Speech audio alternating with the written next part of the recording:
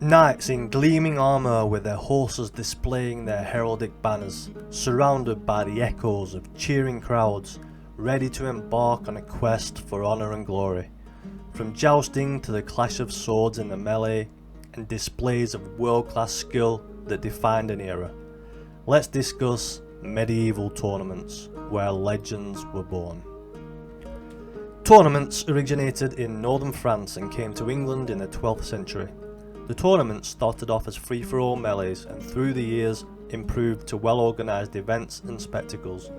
Noblemen and knights came together to compete on horseback with their weapons, to fight for fame and honour, along with big monetary incentives.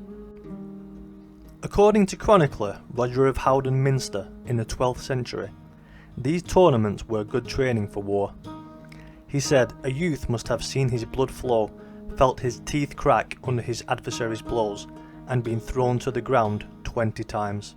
Only then will he be able to face real war. The church, however, were not fans of these tournaments and said that they were temptations of sin and a distraction from crusading, and they were ultimately inventions of the devil. In one tournament, 60 knights were slain and were forbidden burial in holy ground.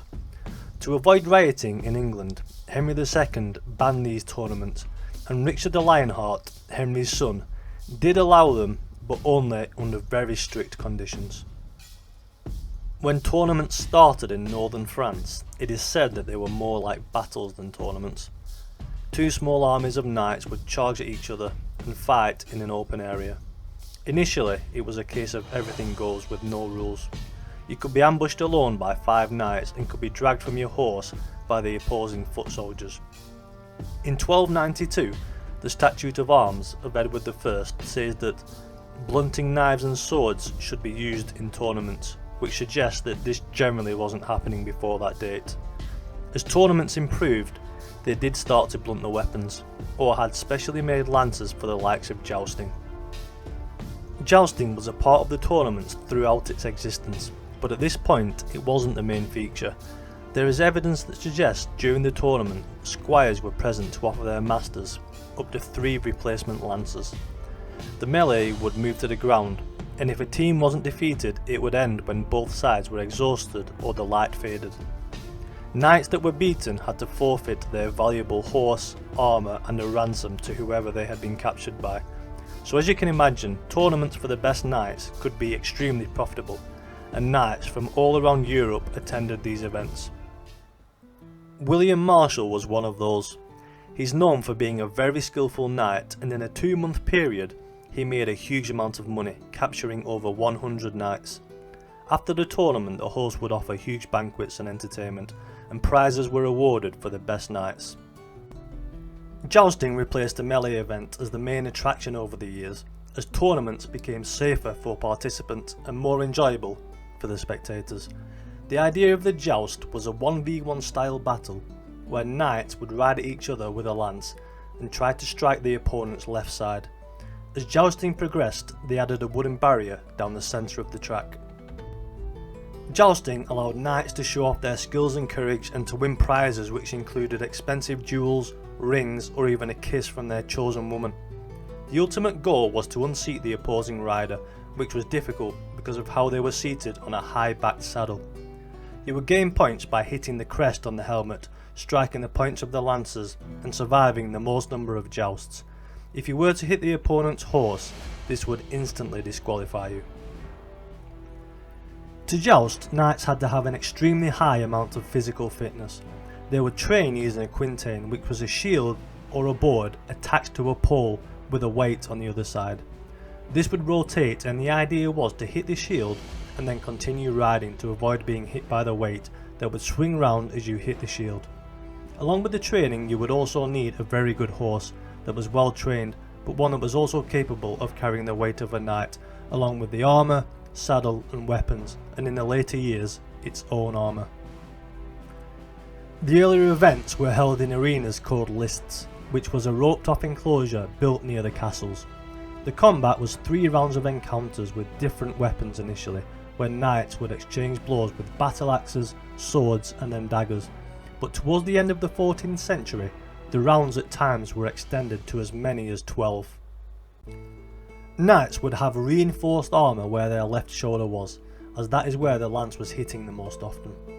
They would also use helmets called frogmouth helmets, which allowed them to see well enough when charging at the opponent, with their head lowered, but gave them the most protection as the lancers struck by pulling their head back to stop the lance going through the visor on the helmet.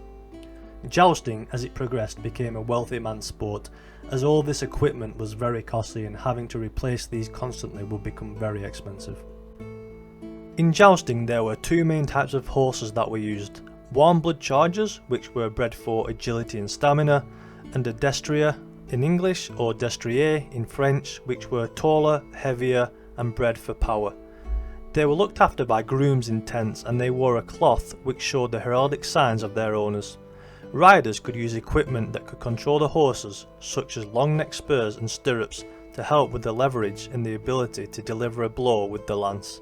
They also had saddles with a high back that gave them leverage when charging at the opponent.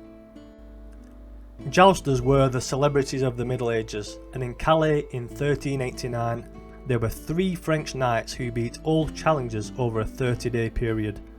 Famous English jousters included Richard Beauchamp, Harry Hotspur and John Cornwall, who, because of his jousting prowess, married Elizabeth, the sister of King Henry IV. The most famous of all at this point, maybe not so because of his jousting talents, is King Henry VIII. As a young man he was tall and athletic and loved to take part in his own tournaments. He had many sets of armour for himself and his horses, and was gifted many sets from other European monarchs. He even founded his own armour factory at Greenwich Palace. Jousting is a dangerous sport, and he suffered multiple injuries during tournaments where he failed to close the visor on his helmet, receiving a blow to his eye. During another joust he fell off his horse and was trapped beneath it, which resulted in him being unconscious for hours. Since tournaments started, they were used to accompany big occasions such as coronations or marriages.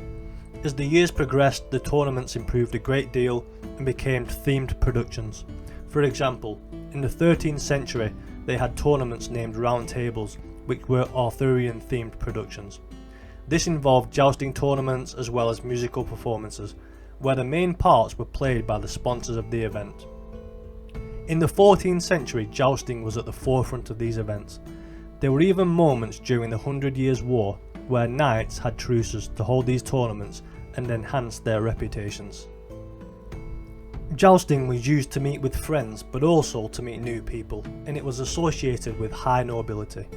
One of the most famous tournaments was in 1453, called the Feast of the Pheasant, which was held in Lille. This was a gathering of the major Christian leaders from multiple nations to plan a crusade to Constantinople and save it from the Ottoman Empire. This event had portrayals of monsters parading through the feast hall, with an elephant carrying a damsel, which represented the Holy Church being in captivity. The pageantry included a pheasant upon which the crusaders swore oaths which devoted themselves to the proposed expedition. These competitions emerged as a means for knights to showcase their skills and honour in a controlled setting.